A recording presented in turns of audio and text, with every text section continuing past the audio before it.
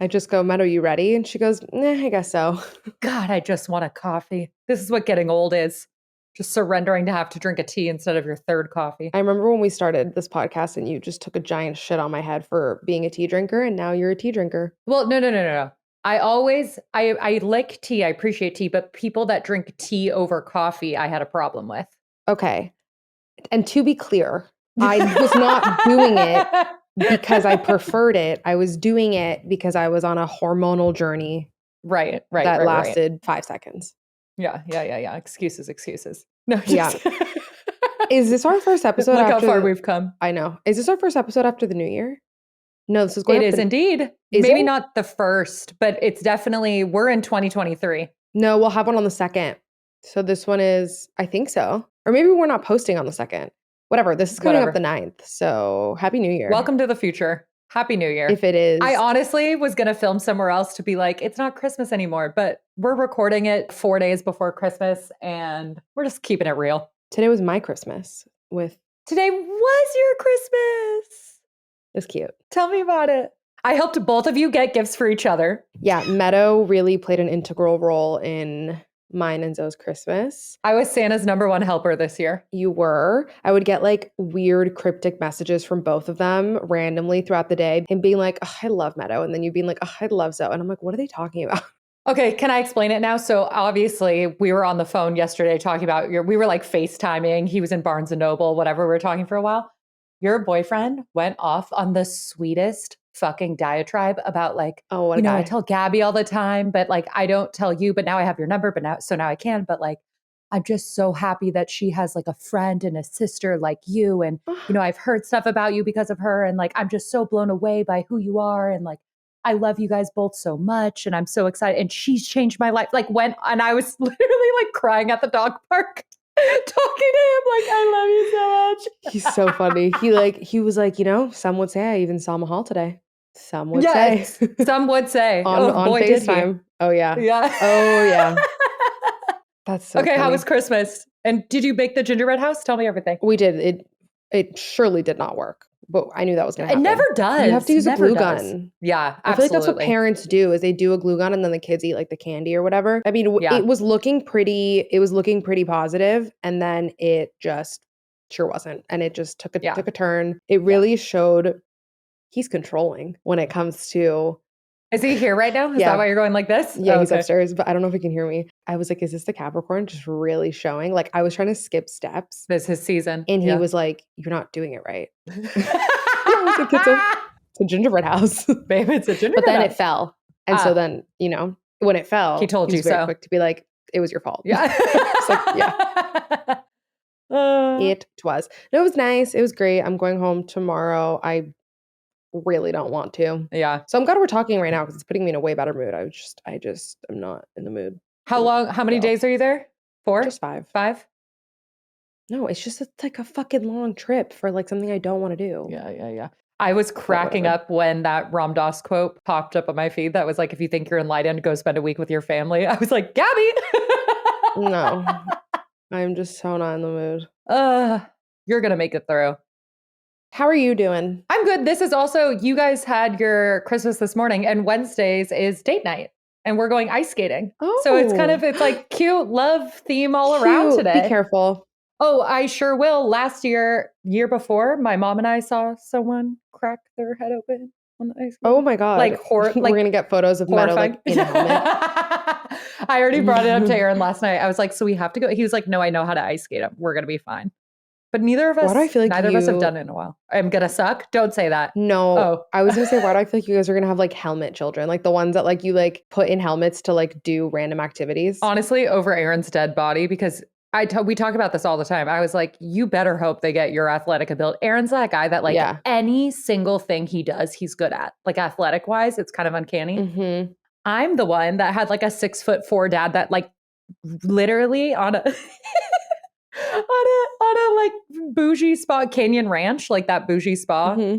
Him and my mom used to go all the time, and they were like biking around, and he plowed straight through like an endangered cacti desert.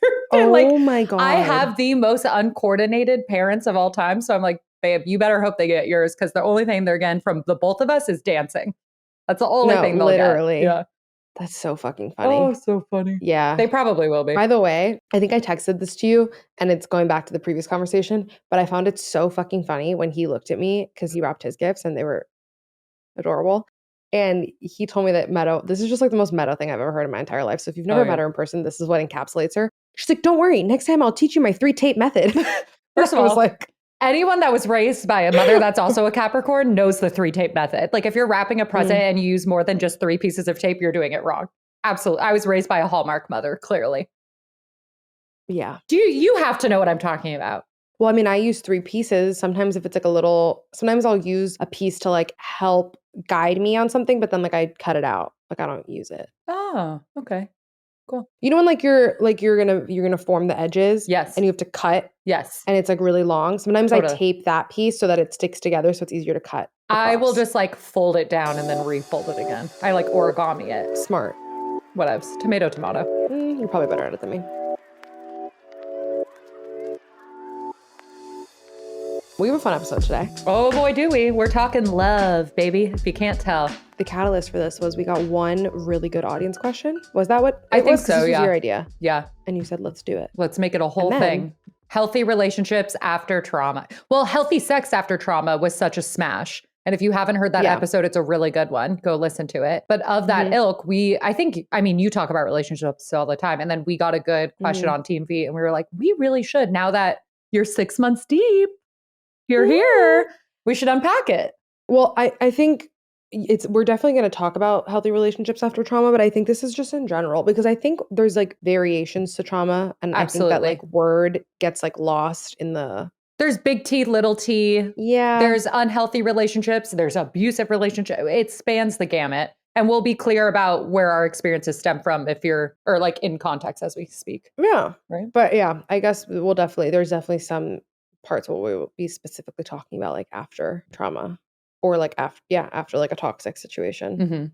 So we've all at least us. We've all been there, done that. Okay. How do we want to start? We have this categorized. Yeah. Flow right into, we have a beautiful note with a lot of our thoughts. Let's flow right in. Okay. Take it away. Do you want to start? Sure. Oh, okay. Both of us. Like you do it. I'm like, no, you do it. Okay. I got it. Let's start with how I found the love of my life, because this is the first bullet point you made. So to give the background, I was in a physically, mentally, sexually abusive relationship for 6 months. And after that, decided I want to talk to no one, flirt with no one, be with no one. Like I need such a break. And I spent 9 months completely alone, learning to love my own company and be with myself and like try to heal that. And then boom, Aaron walked into my life. I wasn't looking for him. I frankly was not. I not that I wasn't ready, but I just like, it wasn't even on my radar. And I just met the love of my life and just instantly knew. But so I did take a long break, but I think the first step in us unpacking new relationships or healthy relationships after previously traumatizing, abusive, unhelpful, untoxic, whatever, is learning to fucking be alone. Conveniently enough, my godmom is my first love's mom. So like my ex's mom is my godmom. Oh, and she was the one that like I was going to say sat me down, but we were on a hike, looked at me and was like, the absolute best thing you can do for yourself is learn to love your own company and feel so fulfilled and feel so much love for yourself on your own before ever being with someone else. And she had told me that a couple times before, but right after that abusive relationship was when it really, really stuck and like hit me like a ton of bricks. And I dove headfirst into that and without even looking, found the love of my life doing it. I love that you started with that story because that was a question that we did get was how did you guys meet your Oh, really? friends? Oh, cute. Yeah. I mean, I have a meet cute version of that, but do you want to tell it? We'll get to that. Yeah, I can tell it later. I'll do it really, really, really quick. Okay, so I moved from Oakland. I just found an apartment a week before my new job started. I didn't want to be back in San Diego, whatever. I show up to work. There's only me and 3 other people in this small office, and 2 people are already there, and they're kind of like shyer at first.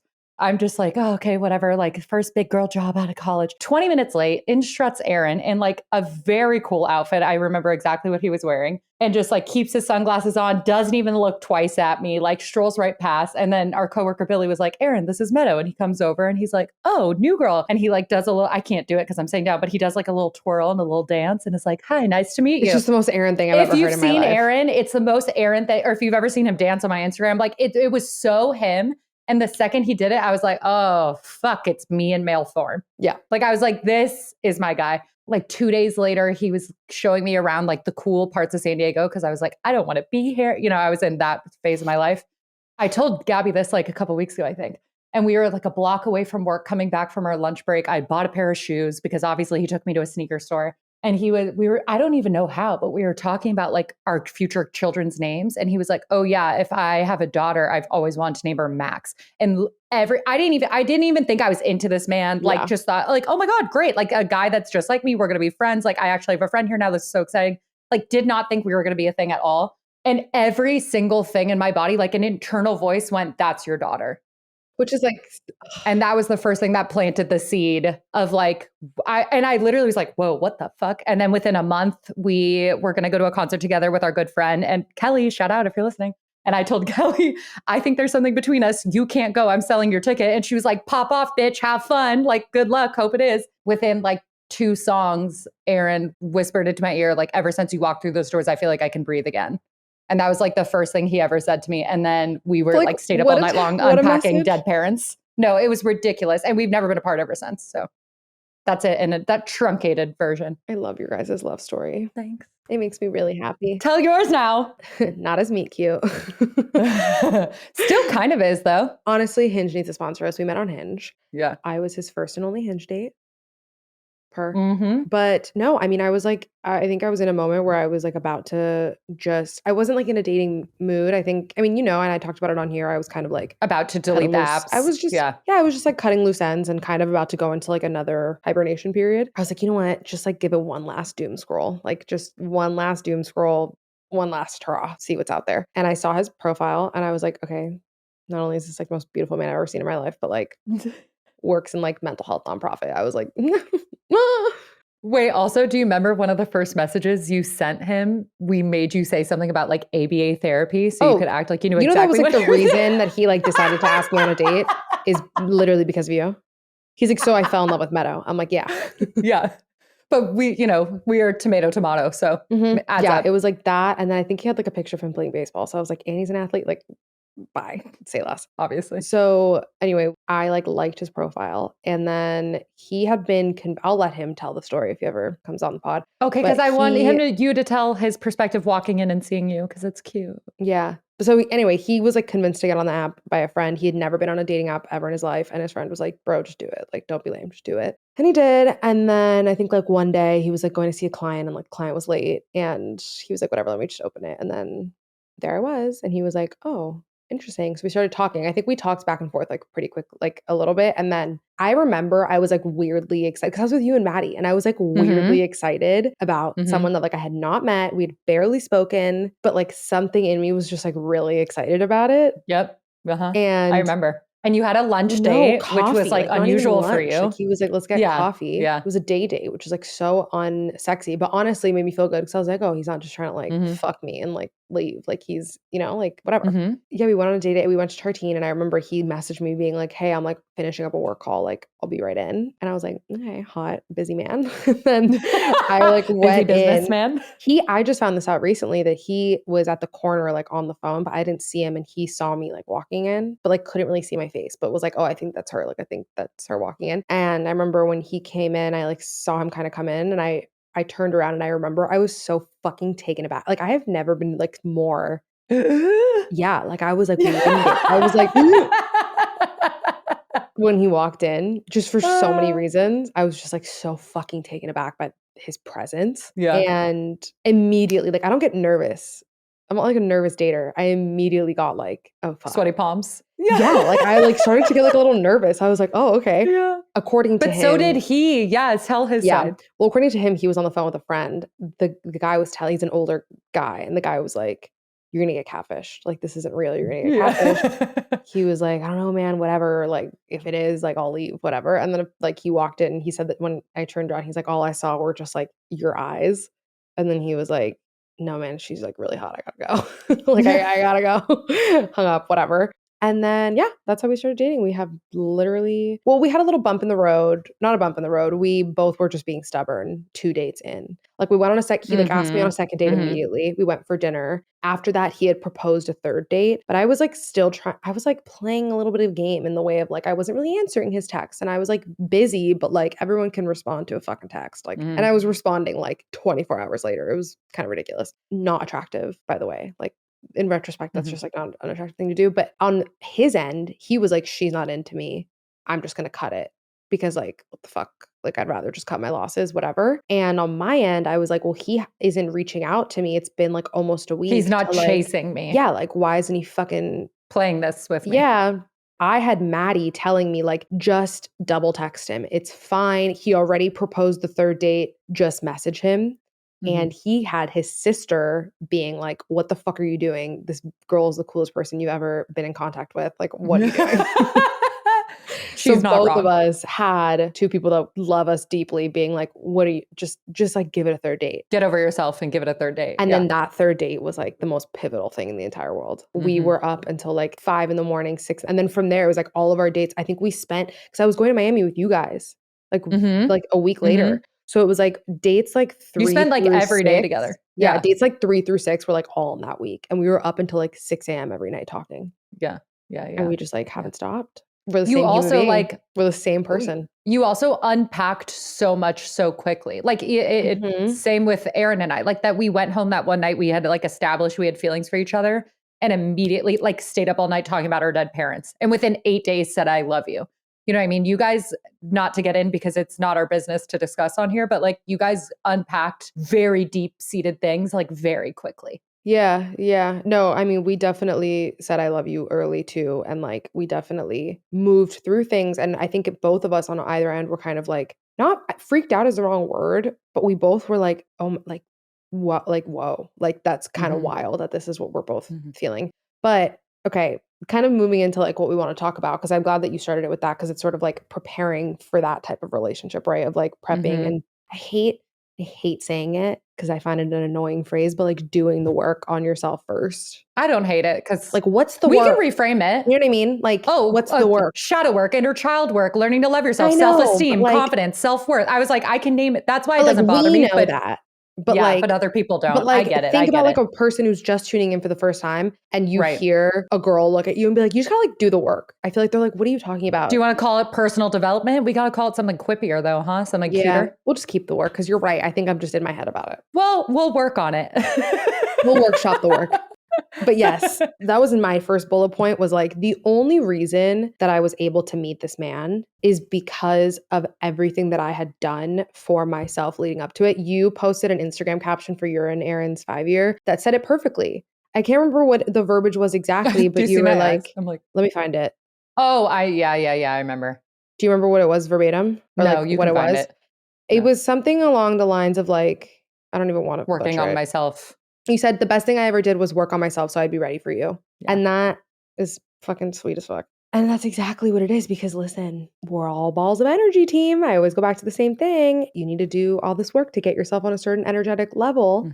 And then you can attract somebody else on that same level. There's a really big difference between like someone who's like refusing to do work on themselves, because at the end of the day, like we're always going to be moving and changing, and we're going to be always evolving. So I think that like there's a misconception with being in a relationship where your partner needs to be perfect and they need to be like done cooking. But like none of us are ever going to be done cooking. It's always a process. So I think choosing to be with someone and you yourself going in with that intention, knowing like we're not done, but we're not projects. You're not here to fix me. I'm not here to fix you. Growing together. We're here to like improve each other. We're not done. We're going to be ever evolving. Which was, by the way, one of the first things that he said to me was he looked me down in the eye and he was like, I'm not a project. Don't treat me like one. And I was like, oh. Yeah, well, the last like 4 people you had dated were quite literally your project. So he nailed you very quickly on that. Yes. But it's funny. I just got like a flashback to something I used to say a lot when Aaron and I first got together in terms of like describing how it felt. It felt like, oh my God, like there you are. Oh my gosh, we have so much to catch you up on. Here's my hopes and dreams. Here's what I'm doing. Here's where I'm going. Here's what I want to do in life. Like I got all this going on. Now that I have you, we're good. Okay, let's go. Like, what are yours? Okay, let's go. Yeah. Like it just felt like catching up with someone and being like, okay, this is here. like, here's everything I still want to do, like you're coming along with. And vice versa. Like, how can we support? How do these interweave? How do these intertwine? Yeah. You said something else really beautiful and poignant I wanted to make a point about. Oh, in terms of not being clear about what the work is when we're saying do work on yourself and be comfortable with yourself on your own before getting into something with someone. We said this in a previous episode, but I think it's worth repeating now, how even if you're not in a romantic relationship, you have so many other forms of love around you. And that style of love doesn't have to define you in any way. And in fact, leaning into friendship love and family love and love for a pet and love for, passion projects. That's one of the reframes or places in which you could start doing the work on your own to feel self-worth and to feel the love around you and to like feel more content in your own presence being single before being with someone else. Learning to love your own company. That was the biggest thing. It was the biggest thing. Learning to be alone and love your own company. And like, I did it right at the phase. Gosh, I cannot speak today. I should have had the coffee. I'm telling you. It's okay. You're doing great. Thanks. I did it right at the phase where I also was living alone for the first time in my life. And boy, was that poignant. Oh my God. The fucking if you have the accessibility and means to do it, I probably wouldn't now, honestly, because rent was cheaper when I did that 6 years ago. But my God, it's also very good timing to do something like that if you can. But if you can't, you don't have to by any means. Right. It just was convenient for me. Create your own little safe space. Exactly. I think like the preparation leading up to, I think a lot of people like look at relationships like they're just waiting for them to happen to them and they're waiting for this like perfect meet cute. Yes, that can exist and you can have a relationship like Meadows where like it just happens naturally and it's like this moment of like, oh my God. But like I want to make something clear at the beginning of this episode too. Meadow and I are talking about people that we feel like, I mean, these are like our people, I don't think every relationship you're going to be in is that, obviously. I think we have multiple soulmates. And it does not need to be. Yeah, absolutely. Exactly. I think we have multiple soulmates. Agreed. I think it's just having the awareness of like around what it is. I'm not saying like you go into a relationship being like, oh, well, we're not going to end up together. Or like if marriage is something that you want to do, like, oh, well, we're not going to get married. Like I'm going to stay in it anyway. Like I'm not saying it needs to be to that extent, but I just think like. But also I've done that. Yeah. If you're in your early 20s and you want to do that, like you can do that too. Right. Because I think I remember a friend said that to me a while ago because I said that about someone. I was like, oh, like I'm not gonna whatever. And they were like, well, why would you waste your time then? And I was like, well, because right now my goal isn't to get married. So like whatever. So anyway, if you're having fun, it's not time wasted. I want to make it clear because like you and I have both these stories where we're like, and then we saw them and then we were like, oh my God, even if that doesn't happen, all of the things that we're about to say still apply because any relationship that you choose to be in, period, whether it's romantic, friendship, familial, otherwise, should have this like baseline level of respect, adoration. Even if you guys aren't in love, like you need to have all of these things. So I think that's just like an important thing that I wanted to say. Love that. Absolutely. Before we move into the rest. You can walk normal. Keep walking down the stairs really slowly. Hi, Zoe. You can walk normal. He's like, no, I can't hear you. You're fine. No one can hear you. You're fine. Please walk normal. He goes, I'm not here. Okay, something else that I had here was understanding your values. And I know that you and I have had a conversation about standards. Because I think it's really, really important for people going into relationships, and we're still in the primer section of the relationship thing, knowing what's a non-negotiable and what's you just being ridiculous. Someone asked a question that I thought was hilarious that said, how to know if I'm single because I'm just a bitch to men. Yeah, fair. How many times have we talked about that on here? When standards are absurd. You know I have strong opinions about this. Yeah. Please go ahead. Okay. Please go ahead. I'm just gonna start with my like rough big sister opinion that I have a lot of young girlfriends that say a lot of real cute things. And I look at them and think, when you find the love of your life, you're gonna realize how fucking stupid you sound. Because there's a difference between having self-respect and having standards and needs, which are absolutely appropriate. You should have, you should communicate, and you should feel no guilt about. There's a difference between that and also expecting so many things of people that truly has nothing to do with love. And like having certain, and I can't give examples without thinking of like personal ones friends have shared. And I don't want to share those because it's not mine to share. So help me think of examples. But I think it's very easy. Like, go ahead. No, finish your train of thought. Nothing. It's very easy in today's rhetoric to like get swept up on the TikTok. Like they should do this, and this. And I'm like, nothing about that is fostering or garnering real authentic love or telling you who your person is. And in fact, like you're just closing yourself so much to someone that could be your person. It's just, there's so many things that I see people really like harp on that I'm like, none of that matters if you authentically love someone. Yeah. And it's just like really rough to see that be like a feminism move. Yes. Because we all know we're talking about like TikTok feminism when it's like, that's so not what this is at all. Exactly. And to be clear, Meadow and I are both talking about like ridiculous things where you're like, oh, I don't he like, has a cat. Yeah. Like, or like yeah, exactly. Like, that freaks me out.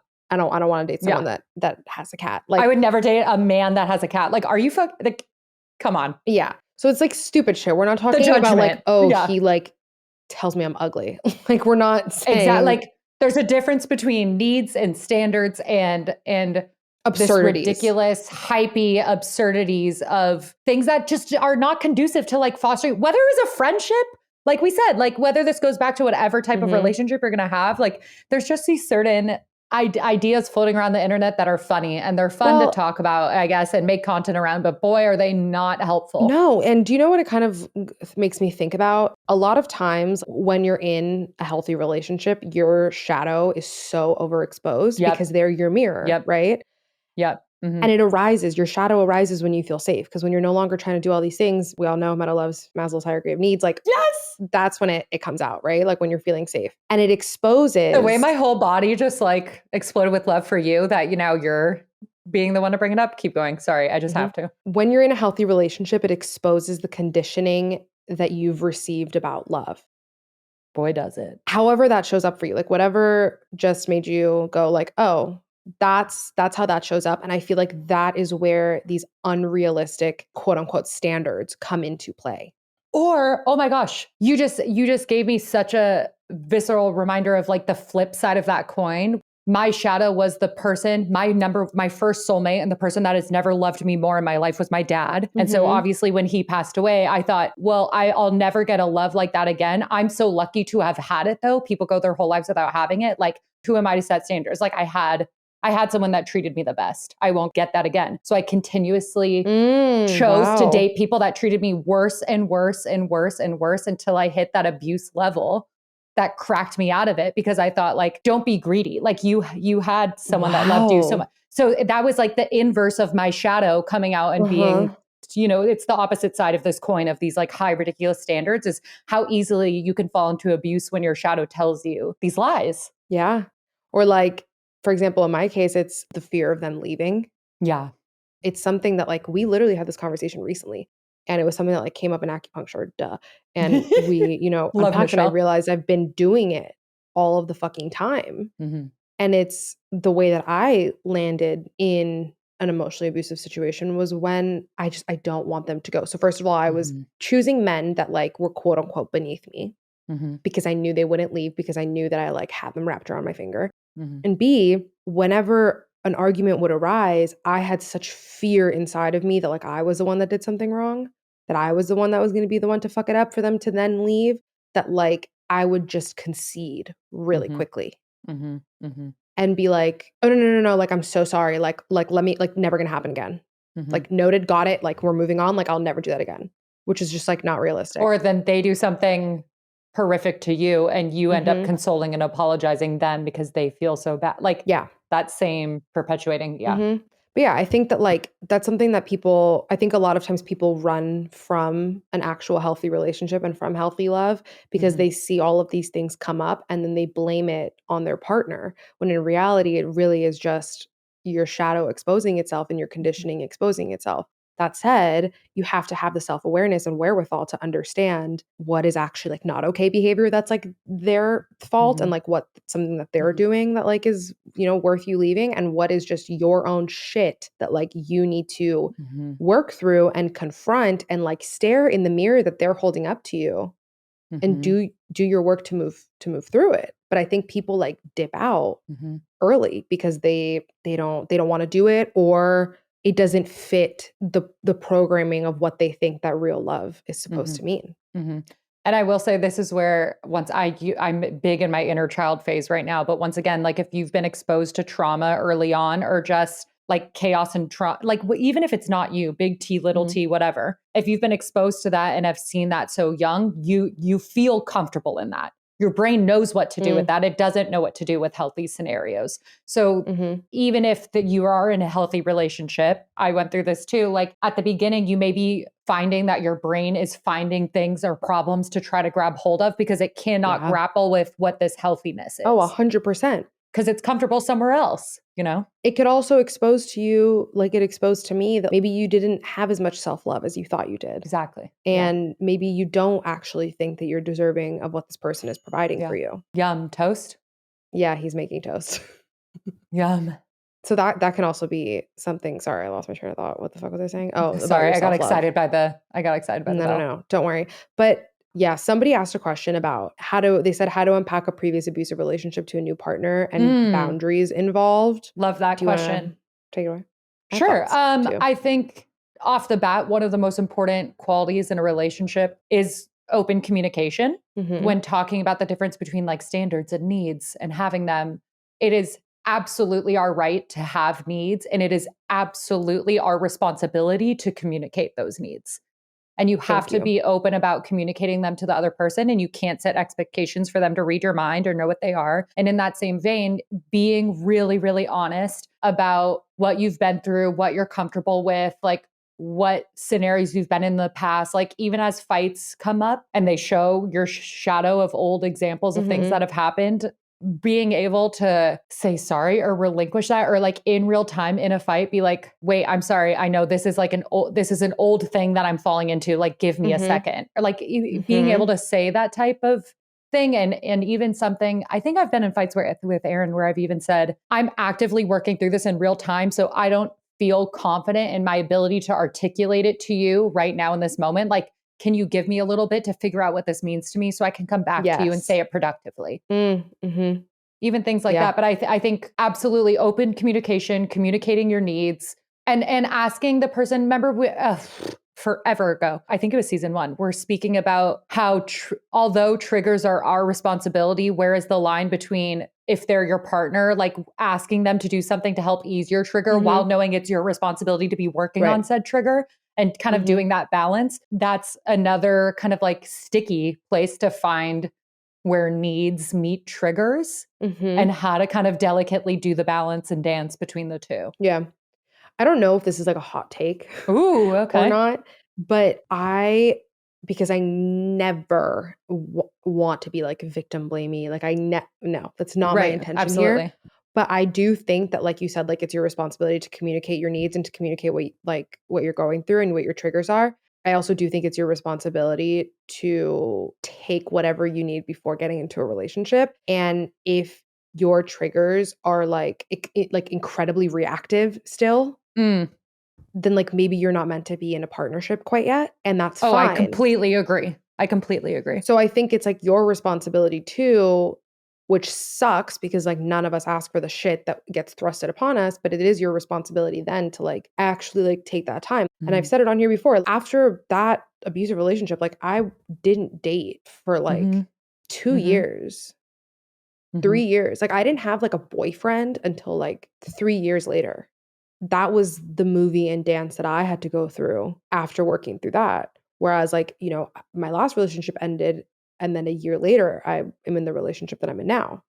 But some people move through things in 5 months, some people whatever. I just think it's up to you to like genuinely figure out where you're at.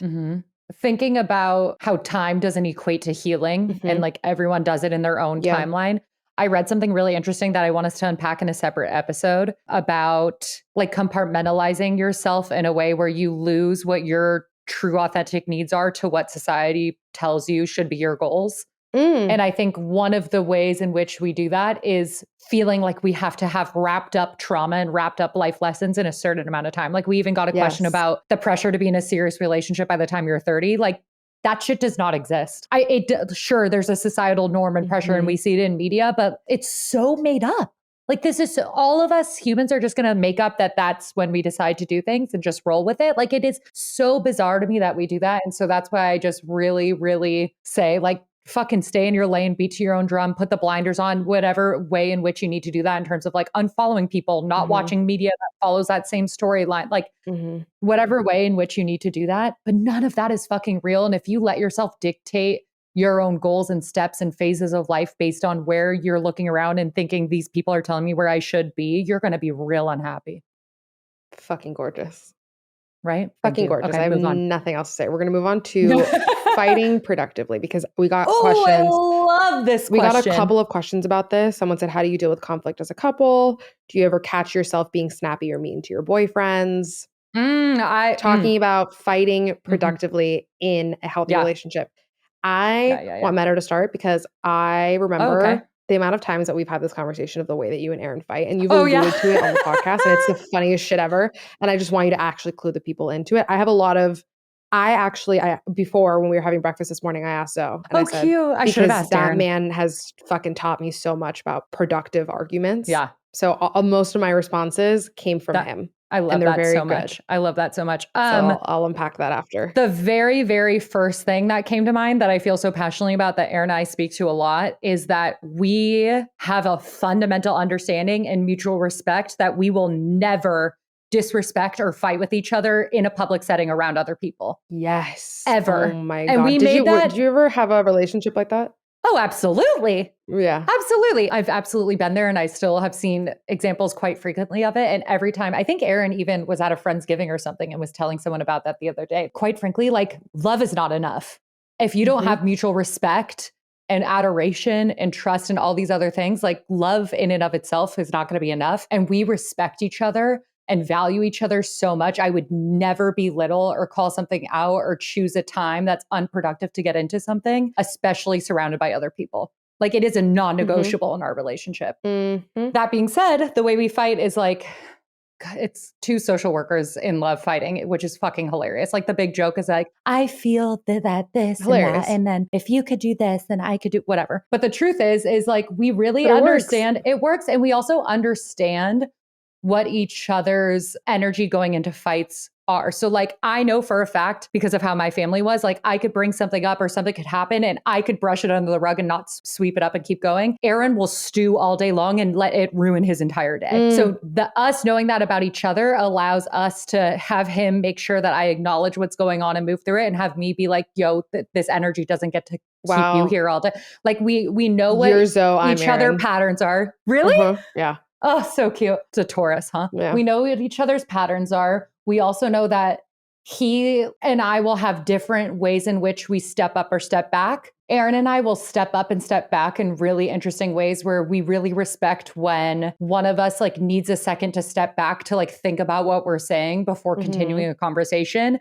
Or if something's poignant enough that we need to address it before moving on, because maybe, you know, you're still going to work that day or whatever it is. And so we really allow each other the grace to just kind of like honor where there's needs dance and meet and being willing to speak to each other kindly, mostly use I statements, give each other, like make sure that we always know we're on each other's same team. So speaking of our shadow, when we first got together, if I had $1 for the amount of times Aaron said to me, like, I'm on your team. Oh my God. I'm on your team. I'm on your team. That's the first thing he fucking said to me. I'm on your team.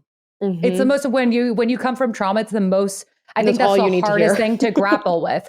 And it's the hardest thing to accept, right? Like, especially in a fight. It feels like a lie. Exactly. And so that was one of the biggest things. But tell me, I'm so curious to hear what Zoe said because we're the same. Yeah, no, that's one of the first things. And he's done that from the beginning of like, I remember that. I think, we are on the same team. He says like, not one person is greater than the program. Yeah, you know, we're fighting towards the same. I wish he was like on this podcast talking about it instead of me reiterating it with him in the room next door. He probably has his headphones in. So knowing that you're on the same team, it's not a me versus you situation, I think is fucking key. And having a partner like that reminds you of it, especially like people like us that like it's hard for us to believe it.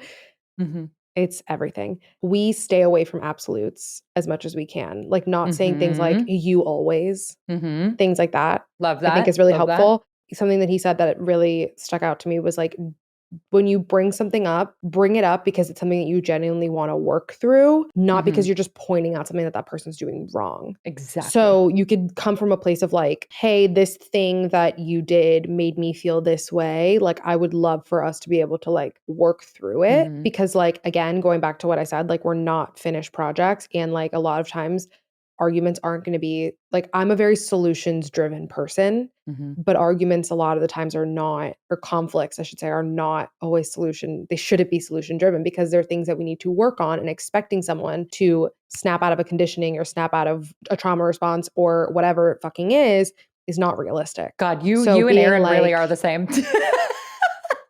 Love being a Taurus.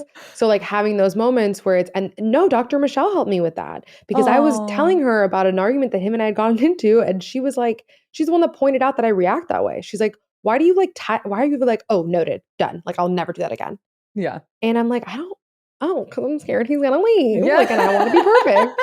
And so she was the one that like pointed that out, and she's the one that like kind of opened up that point of view for me. And it's really fucking true. And then the other day we were having a conversation about something, and I implemented that on my end, and on his end, he reiterated to me like, yes, this is something that like we will work through. Like, I'm not going anywhere. But it's ridiculous to assume that like it's just going to be fixed. Absolutely.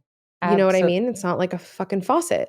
Aaron wants to do that too. Helpful. Aaron wants to like tie things up and fix things really quickly, where I'm like, I was like, if you give me a solution one more time, the only thing I want is words of affirmation. All I want you to do is tell me that we will work on it and keep going.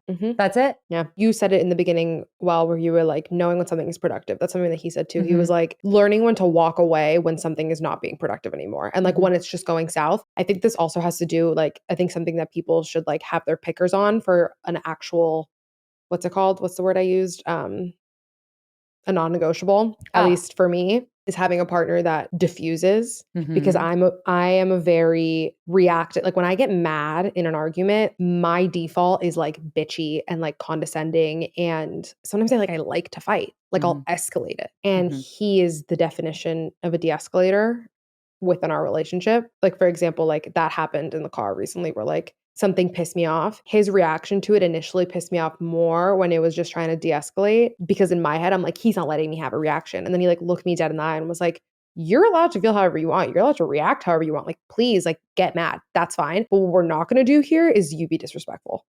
Period. And like he stopped the car and I was like, oh, period. Do you want to have sex now? Like literally, I was like, amazing.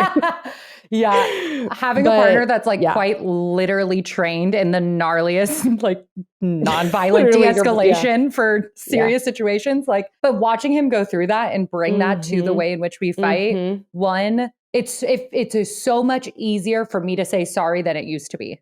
I used to not be able to accept it. Oh my God, same. Saying sorry used to be the hardest thing in the world. Hardest thing in the world. And not because I always think I'm right, but because I'm so scared of being a bad person that I'm wrong. And like, same. I don't want it to like admit, I don't want to admit fault, because then you're like, haha, I'm a bad you're person. Not perfect, you're a bad person. Exactly. Yes. And so you and I have gone over that real fucking quick. Like even yesterday, we ended a call and I was like annoyed at something he did. And I waited literally 10 minutes and called him back and said, I just wanted to apologize for the way in which I ended that call. And he was like, thank you so much for saying that. And like we moved on. And it wasn't a big deal. Like I know for a fact he would not have brought it up. Do you know what I mean? Like it was just one of those things that was tiffy and you move on. But it was so nothing for me to recognize it in myself and call back and do it.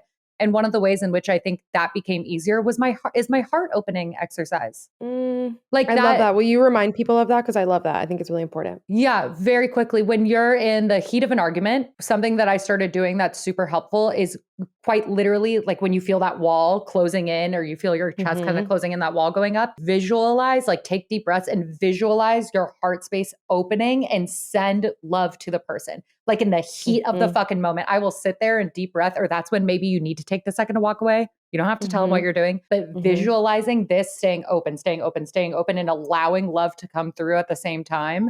Oh my God, it is monumentally, energetically changed the way that we fight. Do you know what I think could also be really helpful in that same avenue that you were just saying? Understanding and honoring your boundaries with each other is so fucking important, because like you said earlier, of like knowing when like someone needs space or someone wants to talk about it and finding a middle ground if you're in the opposite. Because that's happened where it's like, I want to talk about it now. And then like, they're like, oh, no, I'm good. And I'm like, no, let's fix it now. So figuring that out is really important. But his example the other day was about like calling people, like declining people's calls, because he's like, if I'm in a bad mood, it's not that person's fault. I'm not going to answer the phone and then like be a dick and then hang up and like inevitably feel bad and call them back and be like, hey, sorry for being a dick. I'm just going to decline their call, move through what I'm moving through, and then like absolutely whatever. So I think that's also important. Circle back. Yeah. Which I wanted to make this point. I don't think I said it earlier about when you're like fighting in a healthy relationship versus like when you're coming out of a traumatic relationship or whatever. You can't punish somebody for somebody else's actions and mistakes. And so I think this is the conversation where I was trying to take it when I started the conversation about like my hot take of thinking like you need to just fucking take time and be alone. It's that like you can't punish somebody for somebody else's mistakes. And I think it's unfair to not give a new partner a clean slate. You can give them all of the information they need to make decisions. You don't withhold, because then you're like tricking them into something. You let them know where you're at, you let them know your triggers, and you allow them to be the person that you know that they are, or let them surprise you. Yeah. When you're not trying to control the situation, if this person is not meant for you, that moment will allow for their true colors to be shown. Because what you don't want to fucking do, which is what I've done and I did in my last relationship, was coach somebody into telling you what you want to hear. Yeah. Oh yeah. And that is so fucking stupid. I understand it's coming from a place, and I can say that because I fucking did it. So I'm not calling you dumb, whatever. Let it go. Get over it. I'm saying that you're just doing the most giant disservice to yourself. It's like faking an orgasm. And to them, because they're not learning. They're not growing at all. Like you're literally, you're feeding them an answer that you want to hear. But then when they tell it to you, you're like, why doesn't that sound authentic? Why don't I believe you? Oh, because that wasn't your thought. You're just reading a script back to me. So like with him, for example, in this relationship, like I tell him all the time, I'm like, your reactions shock me in the best way every single day, because I like allow it to happen. I don't fucking force feed him. I don't suffocate it. I don't control it, because I'm trying to let go of what my programming is for what love is supposed to look like. I love that so much. The thing that I think is like another step with letting someone go and not bringing past conditioning to a new relationship that my mom always pointed out to me and other parents growing up was if something happens, and the most poignant example is cheating, and you decide to forgive them and be together and work through it, you no longer get to bring that up every fight for the rest of your life. Oh my God. I used to say this to one of my friends, because this happened. Her boyfriend would do it to her. Like I don't want to give the exact example, but I know. It was similar, but it was so long ago, whatever. But it was similar, and it was the same thing. And I would always say, he's an adult. He chose to make that decision. He can now not bring it up to you and resent you every fucking time you guys have an argument. Absolutely. He made the choice. No one had a gun to his head. He made the choice. If you want to be there, you choose to let it go, decide that you've forgiven and move on. Obviously, if there's a pattern repeating itself, that's a different story. Right. But it's so inappropriate and it'll ruin your relationship. And I love, my mom used to point that out and other parents to me and be like, this is what to not do.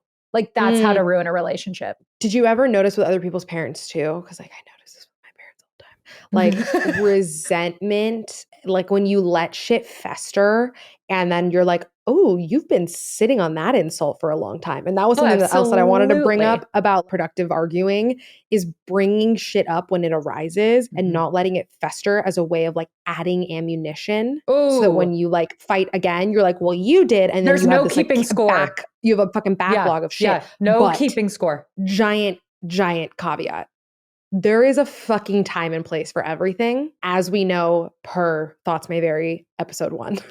There is a time and place for everything. Don't go listen to it. Don't listen to it. Bring shit up in the moment, but understand fucking social cues. Yes. And understand when there is a time and place. Right. And it's not the person asking you to swallow your feelings. It's, listen, in the words of the inspirational Taylor Swift. Oh, God. Just deal with it, Meta. I'm sorry. She has a line in one of her songs, All Too Well, that is something along the lines of like something about the guy being a dick in the name of being honest. Oh, God. Yeah. And it's such a bar because it's so fucking true. It's like so, being a dick in the name of mental illness. Yes. No. Where you're like, oh, I'm just telling you this, but like, I thought you just wanted me to be honest. Yeah, fuck you. I thought you wanted me to be honest. Fuck you. No, bro. Yeah, that's not honesty. So don't let shit fester, bring it up in the moment, but like, don't be a fucking moron and like understand social cues, please. Right. I think the last thing I want to say about fighting, I guess relationships in general, is that another Ram Dass perspective that Gabby always says as well, 1 + 1 = 3. Like not only are there two people in a relationship, but the relationship is a separate entity that you have to love, nurture, respect, think about, and treat as its own thing. Like there is a person here that comes with their own conditioning, their own baggage, their own list of experiences, their own preferences. And there is the relationship in which the two of you are building and nurturing as well. And like understanding how to see that difference and nurture both those things separately and together is so key to a healthy relationship. I love that you brought that up because it's something that I'm moving through a lot right now. And it's just the concept of like family and home. And like, you know, you and I have talked a lot about it, like offline and stuff. And again, like this kind of this teeters the line of like what I was saying in the beginning of like, you know, you and I are speaking from the perspective of like, this person is our twin and like the person we want to be with and we're meant to be with and blah, blah, blah, blah. So I'm just experiencing that a lot right now with him. I'm so goddamn protective over this relationship and like over him. And I've never experienced this before in my life where like I will fucking fight to the death. Like I'm so protective of it because it is so sacred to me and it's so important to me and he's so important and valuable to me. I know that what we're growing is like its own, like you said, it's like its own little thing that you're like feeding and nurturing and like protecting and keeping in like this little bubble in a way that like it's gonna bring up shadow work that has to do with like the other relationships in your life, whether it's like family or friends and the dynamics there. Like that's going to come up and you're going to have to like choose to not choose one or the other, but like choose what you're going to let impact this like little beautiful thing that you're trying to like nurture and care for. And that's an important separation. It is, absolutely. I think I've been having a lot of conversations to that. Like obviously we've been together 5 years. So like the fast forwarded version of that of recognizing and knowing very clearly what all those other dynamics within our families are and having very poignant, explicit conversations about what we refuse to bring into our family. And even though there's still living family members that we're around with all the time and have dynamics with, Aaron and I very clearly discuss what we see there and what will not be brought into our family unit. Oh, fucking same. And what will be. We talk about that all the time. Yeah. Talk about it all the fucking time. I love that distinction. We have one more section, no? I think the rest was just audience Q&As. And you guys, I did not expect you guys to send in the amount of questions that you did, especially because I honestly I like posted it on my page like 3 hours before we were going to start recording. I was like, I'm unbelievable. One question. So many incredible questions. And we integrated a couple of them into the episode because it like worked with what we were already talking about. And it was a reoccurring theme, but there's so many that are so great and so valid that like, I think deserve their own time. So I would love to do a Q&A maybe in February. Yeah. Would love that. A little Valentine's Day moment. Love is in the air type of combo. Cause there's so many good questions. I know I'm fighting every urge in my body to not just like end with one. Cause I know if I pick one, we're just going to want to keep going. Same. I'm looking at like literally only the 4 that we have in there. Too. And I'm like, I could talk about this for 30 minutes each. So I don't even want to. Cause like the first one. I know. Me. The physical one, so important. Like there's too much to say. And people wrote, and you haven't seen the ones on my profile. People wrote funny shit too. Oh my gosh. I mean, the person that literally wrote like, how do I know if I'm single just because I'm a bitch? And I'm like, that's fucking hilarious. Okay, we'll do a relationship style Q&A. Yeah. Yeah. Okay, fun. Any closing thoughts? This was good. Sorry, I feel like, no, my closing thought is that I wish I would have had a coffee because I feel like I have a lot more insight on this that I wasn't very illuminating today. So you're extremely illuminating always. Thanks. We always have more time to integrate your illuminations into the episodes.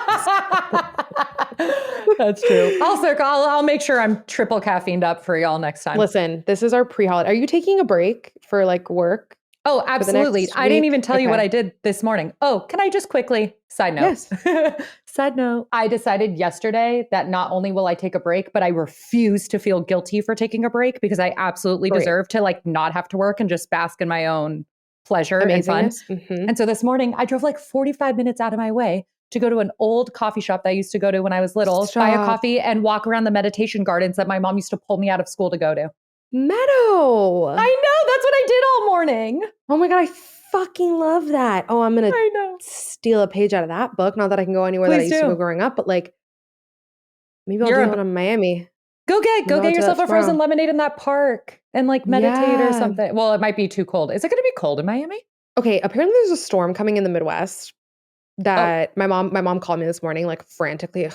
Well, my mom has the worst weather anxiety. No, she just has like panic stricken. Like everything is panic stricken. Is the fucking end of the world. Yeah. And she called me and she's like, everything is an 8 and above. Yes. She's like, there's a storm in the Midwest and like your flight might get. I'm like, I haven't gotten any delays yet. Yeah. If it gets delayed, quite frankly, I don't want to come anyway, so it's fine. She's like, you need to fly out today. And I was like, no. Yeah. No. Like, absolutely not. That's what I'm doing. I'm doing laundry. I'm finishing this episode. I'm trying to fucking be at peace. Whatever. The point is, when I get back, I'm glad you're taking that week off because we have all this shit pre-recorded. Not shit. These are very insightful episodes that you guys sign up for every week. We have all of this pre-recorded. Please don't unsubscribe. We have all of this recorded and we'll put them on social and we'll promote as we do. But like, other than that, everyone that I work with is also taking a break because they're in corporate America. Yeah, so they have all this time off. And you know what time is the best time off? The time between Christmas and New Year's. It's that awkward week. You know what I Googled? No one do anything. You know what it's called? What? I Googled it. Well, according to Urban Dictionary. Hey, that's Bible. Holiday taint. It's the holiday taint. Gross word. Sorry. Well, it is. And that's what it is. It's a little in-betweener. And it really is, actually. Let us know what you guys are going to do during that. I won't say it again. During that period of time. Like, you can say it like I care. I am kind of sad because it's going to be the second year. I used to, starting like right around now, like right before Christmas, I would delete my Instagram and not get it back till February. I would do through the holidays and the entire month of January off Instagram. And it was my favorite month of the year every year. It was liberating. And then the past 2 years, we've had a podcast to promote. So I'm still going to be on the gram. But one, absolutely, I'm going to try to take a break from at least being on it during that weird in between. Mm-hmm. But if other people don't try to monetize all their hobbies, I really recommend that. That sounds like great. A fun way to start the new year. That sounds amazing. Well, I guess this will have been, the holiday taint has passed. Well, if you're hearing it now, to log off for the next 3 weeks. Mm-hmm. Yeah. Love you. Love you. Anything else? I guess not. Enjoy our new outro, by the way. We never explained that. Aaron is our outro. But so many people stuck around for it, which was really cute. We got like really sweet messages. Everyone's like, he's so wholesome and professional. I'm like, yeah, I chopped and screwed the fuck out of 17 takes that we did. Thank you. He did it 45 times. No, it was so good. He did the best job. It was cute. Can't wait till they come on. The boys? Big Valentine's Day special. Yeah, I just keep saying that to like put it in their ear so that they have to expect that they're doing it. So he has headphones in. For sure. He's either asleep or has headphones and he can't hear me. Anyway, I was going to be like, you know you're coming on the podcast. He has no idea. All right. Ciao. All right. Love you. Love you. Thanks for listening.